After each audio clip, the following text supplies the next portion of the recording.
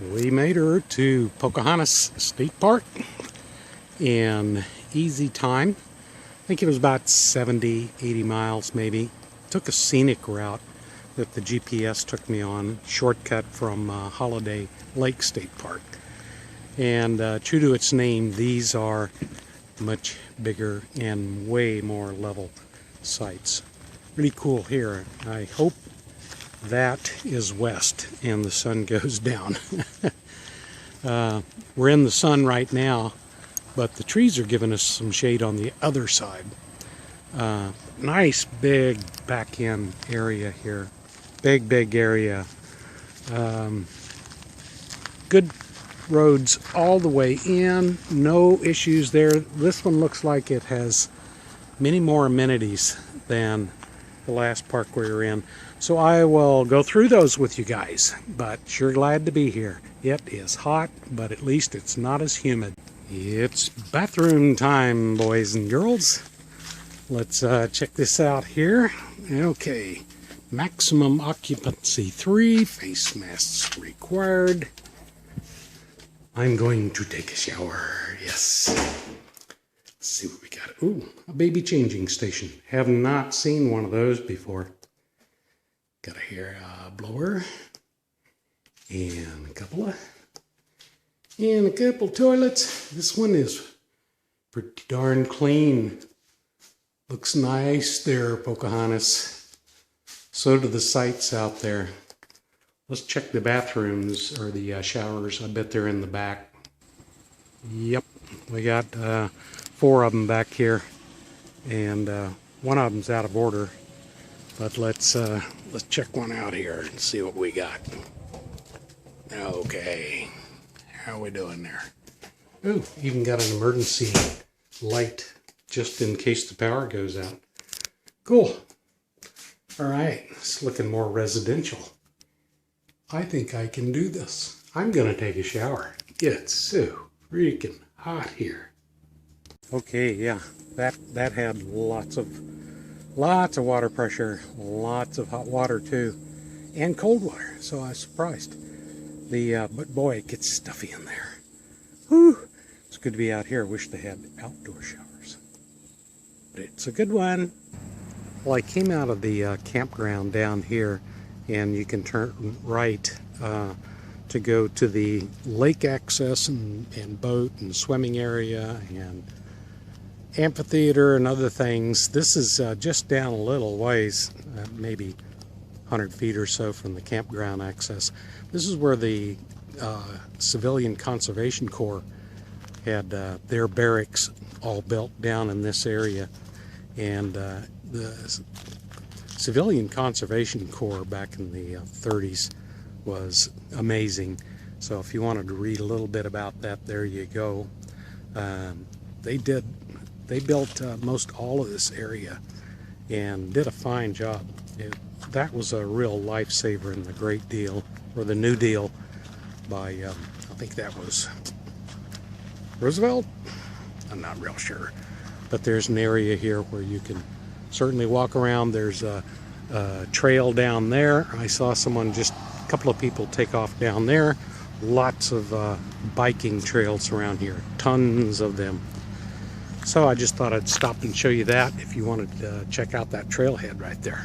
We're down at the visitor center and the Ccc Museum, and of course it's closed, but there's lots of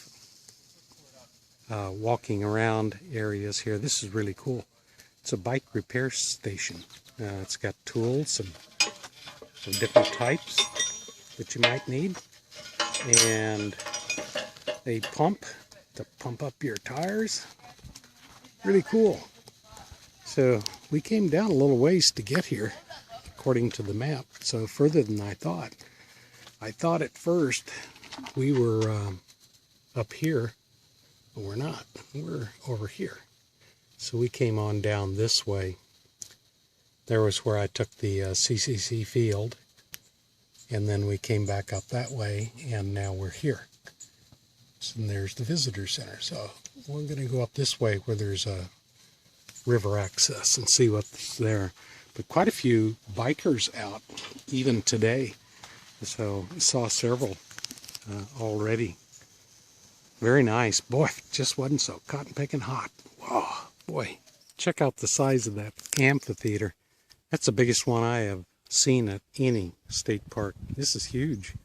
There's a wheelchair path coming down from the top, so anyone can access it. The visitor center's right up there. So you could even have more seating out here if people had their chairs or blankets to throw on the ground. It's that's quite the sight. Oh, wow, you could do a concert here. I stand corrected. The visitor center is right up here, and then there's a parking lot up here and more trails to follow.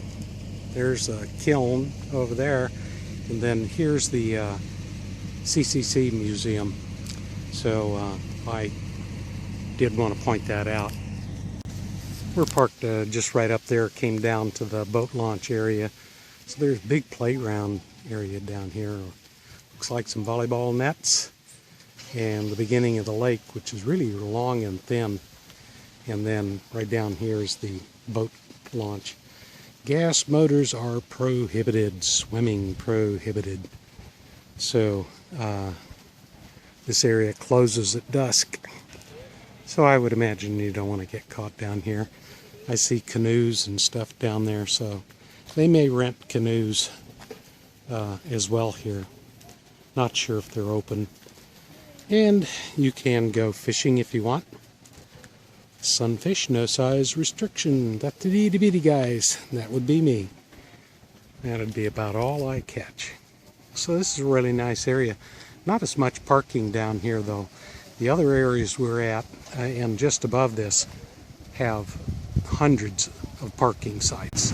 Linda's staying in the truck to keep cool. We just went on a short hike and boy, working up a sweat. This is a picnic area and they have some bathrooms over there. This is probably pretty darn popular in its peak. There's a huge pool down here, so let's go look and see what it looks like. Oh yeah, this is a pretty good sized pool area. Slide area, kiddos, waders, and then a nice big green area where you could pitch tents. Tents, I mean towels. And there's more on over that way. So a big area. I knew there had to be some reason that parking area was so big. It's easily got to have 200 parking spaces there. But what a shame this isn't being utilized with this darn COVID. It'll come back. I'm driving down through now. Campsite 1 right back there looked just about the same as this. So it's got a steep downgrade, and most of them along this ridge here seem to be about the same. They're gravel pull-throughs. They do have water and electric, so I'm thinking these should be a little lower priced. It's a little more primitive or standard. I don't know what you want to call it. But the first 3 or so there were on quite a level 4, and so there's campsite 5. 6 is a little bit better. But along this area here, these first few coming in, I'd probably try to look on the map if you could and avoid these, unless you've got a small camper.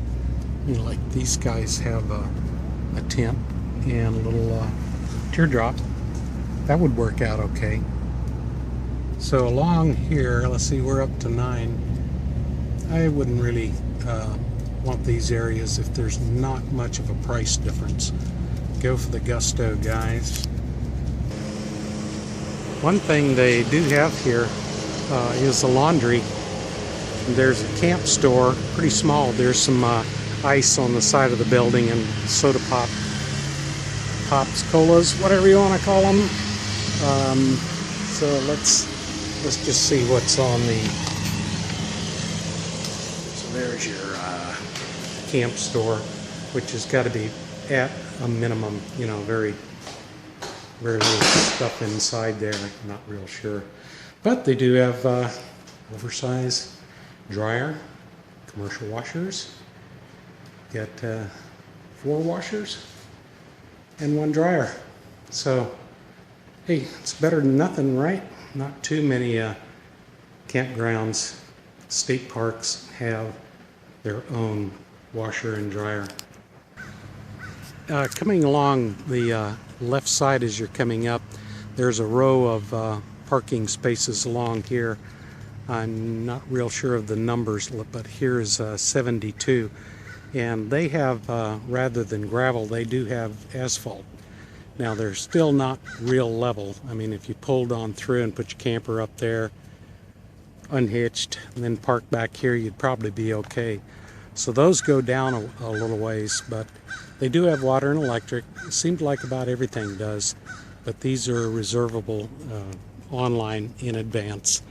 And then they do have buddy sites in these areas.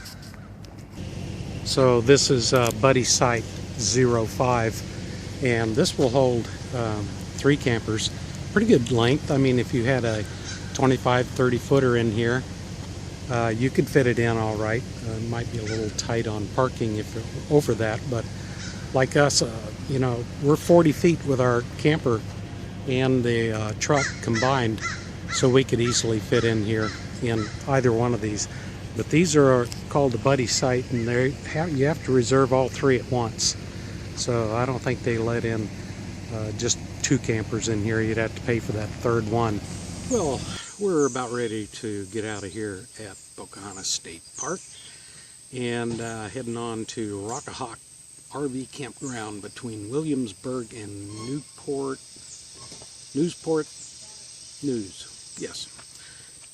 So the campground here, it's long. It's there's a lot of paved ground here. Great for kids on bikes, although I didn't see very many kids at all.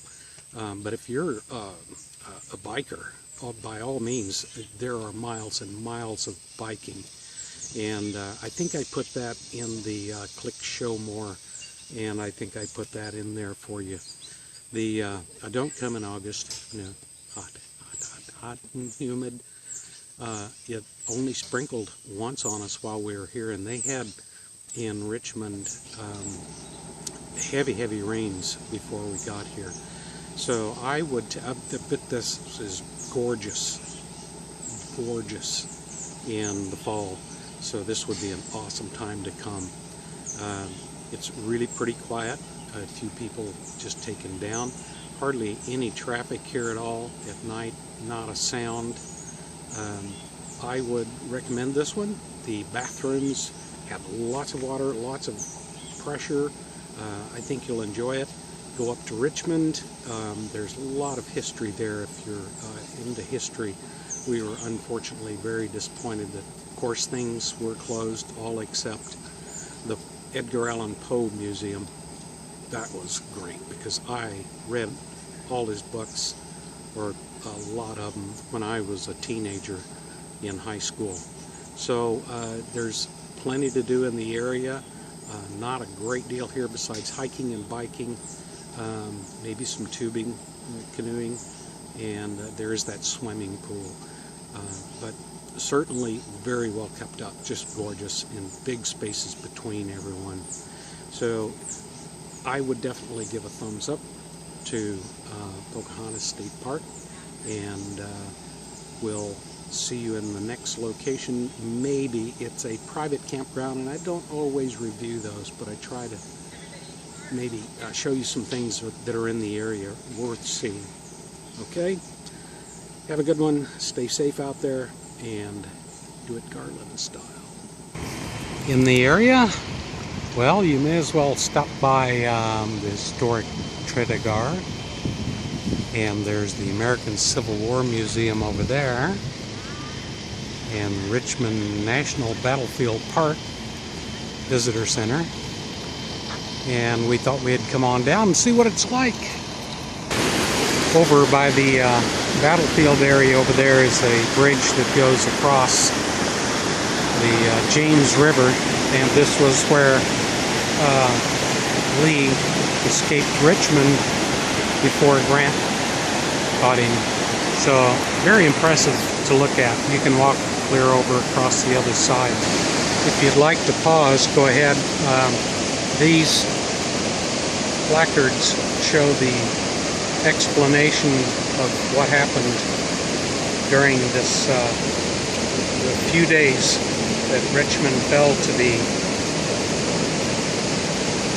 Union Army.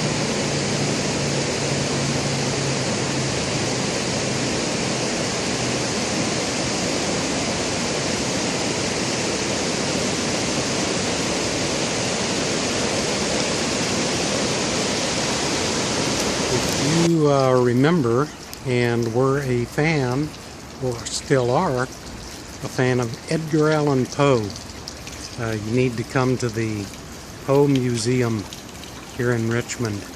$7 for seniors. Not bad, but there's 3 good buildings with information in them. And boy, it's really cool. Man, that poor guy had a rough life. Wow, but so talented.